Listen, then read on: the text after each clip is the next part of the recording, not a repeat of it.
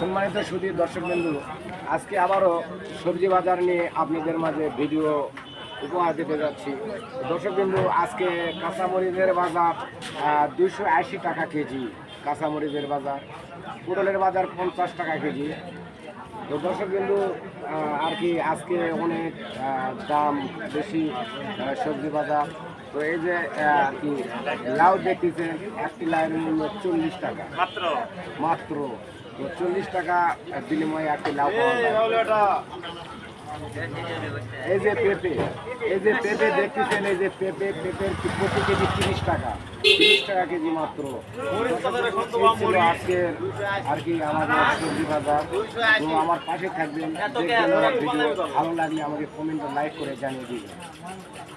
কলা কলা কত করে আলু? কলা দেখতেছেন, এই কলা হালি হলো আপনার আর কি 15 টাকা হালি।